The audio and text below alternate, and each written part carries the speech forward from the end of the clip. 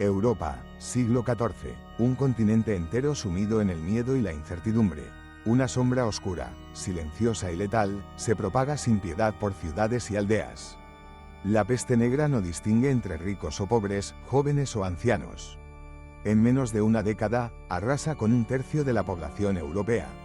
El aire se llena de silencio, roto solo por los lamentos de los enfermos, el tañido constante de las campanas funerarias y el susurro del viento que parece llevar consigo la promesa de una muerte inminente. En este escenario de horror, emerge una figura que se convierte en símbolo del pánico y la esperanza, el médico de la peste. Ataviados como espectros de otro mundo, su sola presencia era suficiente para sembrar el terror y la duda.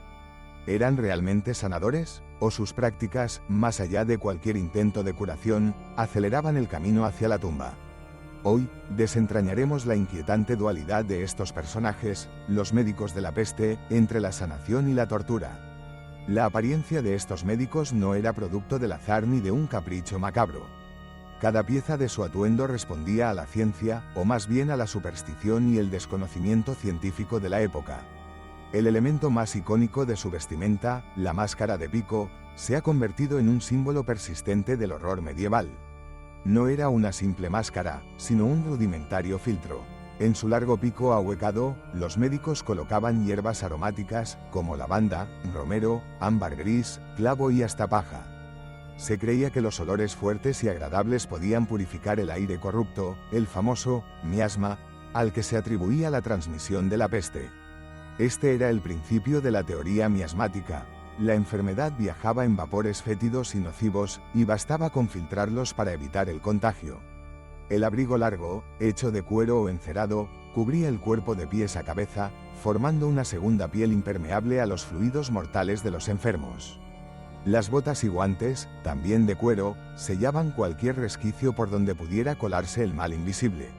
Los lentes de cristal, incrustados en la máscara, protegían los ojos, considerados otra vía de entrada para los humores corruptos.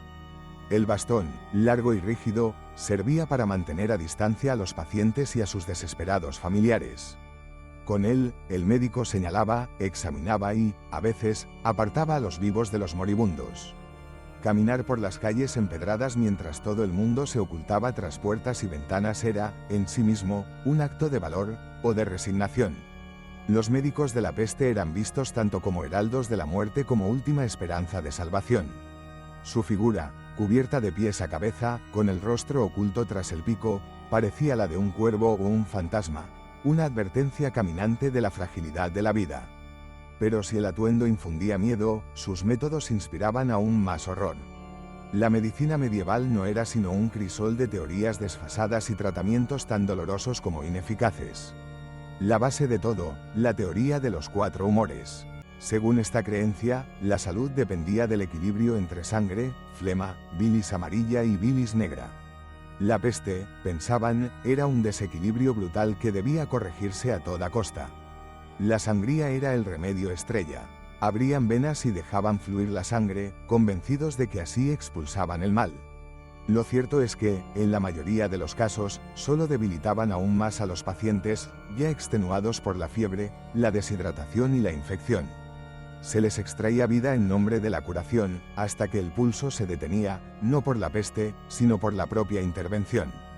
Cuando la sangría no bastaba, el siguiente paso era más arriesgado aún: administrar venenos. Arsénico y mercurio se convirtieron en ingredientes habituales de pócimas y ungüentos. Se pensaba que su poder podía combatir el veneno interno de la enfermedad. Pero la realidad era otra: intoxicaciones, insuficiencia renal, temblores y una agonía prolongada eran el verdadero resultado de estas curas.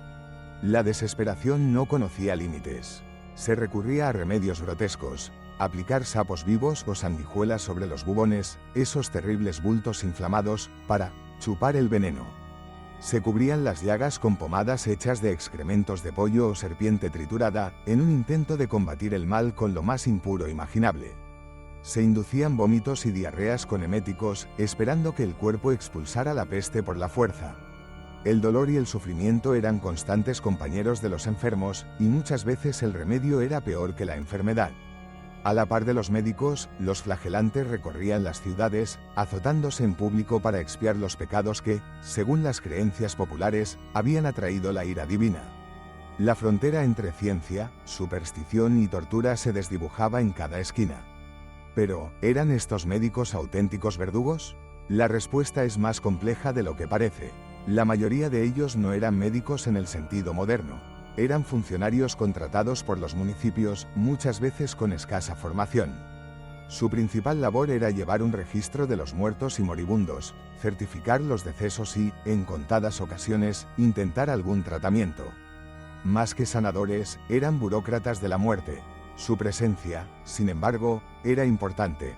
Ofrecían una sensación de control en medio del caos, una imagen de autoridad que intentaba, aunque fuera simbólicamente, proteger a la comunidad. El verdadero legado de los médicos de la peste no es médico, sino cultural. Son el espejo oscuro en el que vemos reflejada nuestra vulnerabilidad ante lo desconocido. Nos recuerdan los límites del conocimiento y los horrores que pueden surgir cuando la ignorancia se mezcla con la desesperación. Nos obligan a preguntarnos, ¿qué prácticas actuales serán vistas, dentro de siglos, como auténticas torturas disfrazadas de ciencia? Hoy, la ciencia ha avanzado. Sabemos que la peste bubónica es causada por una bacteria, Yersinia pestis, transmitida por la pulga de la rata. Los microscopios y laboratorios han reemplazado a los bastones y las máscaras de pico. Pero la imagen del médico de la peste sigue viva en la cultura popular, como una advertencia silenciosa sobre el peligro de actuar sin comprender, de confiar ciegamente en teorías erróneas.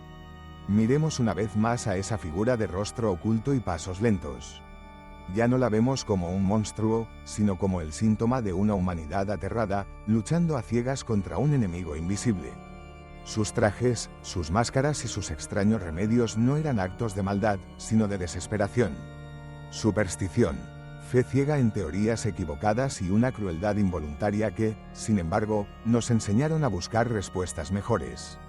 La historia de la medicina no es solo la de los logros y descubrimientos, sino también la de los errores que nos obligaron a avanzar.